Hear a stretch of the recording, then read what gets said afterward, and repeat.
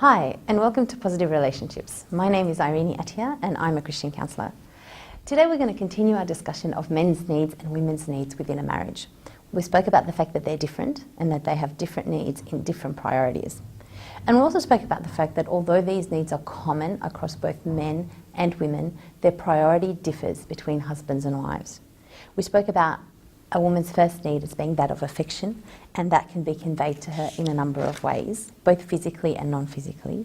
We spoke about his first need as being that of sexual fulfillment, and the importance for a husband and a wife to have open and honest communication and discussion about their sexual relationship.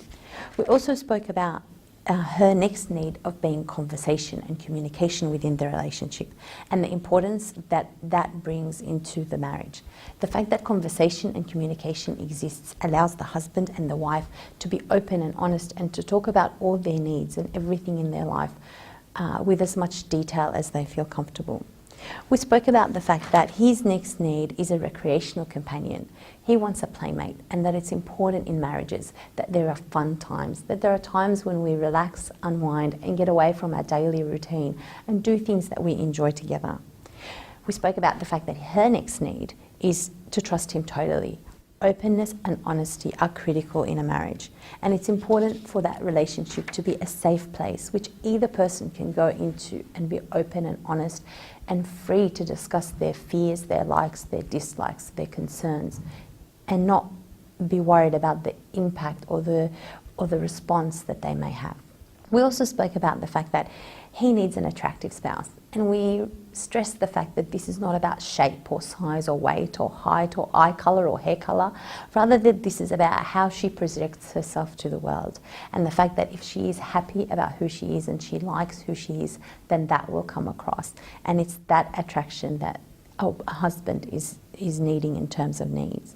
We also spoke about financial support and that she needs enough money to live comfortably. And we weren't talking about living to a high standard of living, but rather we spoke about both people being able, both husband and wife, contributing to the relationship, where they both, and to the marriage financially, where they both live according to their means, not above their means, and place unnecessary strain on the relationship.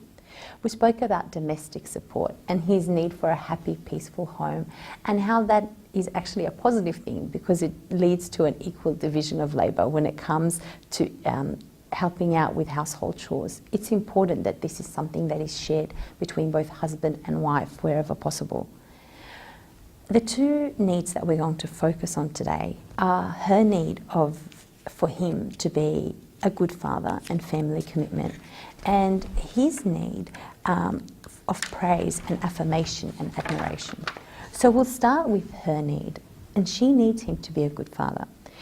I run a lot of relationship seminars, and I often ask engaged couples, particularly women, who, when they see their future husband or their partner, or even the person that they're thinking about marrying with children, what their initial instinctive response is.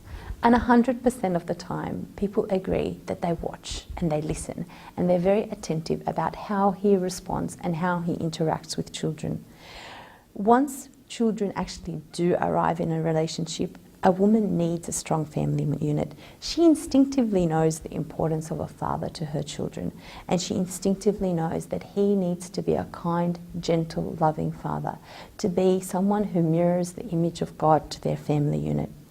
It's important, though, to sit down and have an honest and open conversation about each other's family history, and to know how you were both raised, and to know how that's going to impact the way that you're going to raise your children or your future children, because it's through that family history that we learn a lot about how to raise children and how to interact as a family.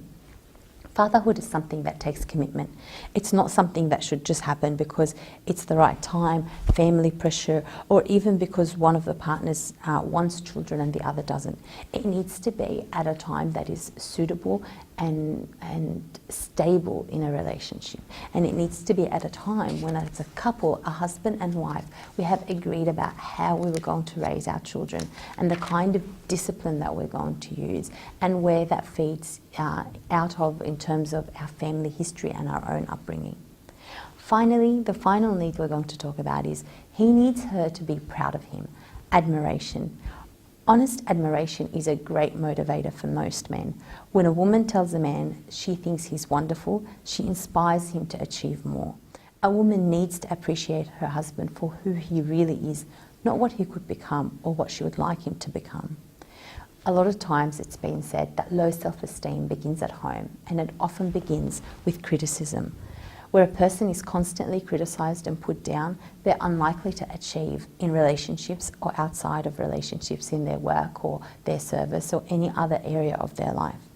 Criticism causes men to become defensive, whereas admiration energises and motivates them to be more engaged in the relationship. A man really needs that appreciation. He thrives on it. Thank you for joining me as we've discussed the different needs between men and women, husbands and wives in relationships. I look forward to seeing you next time when we talk more about positive relationships.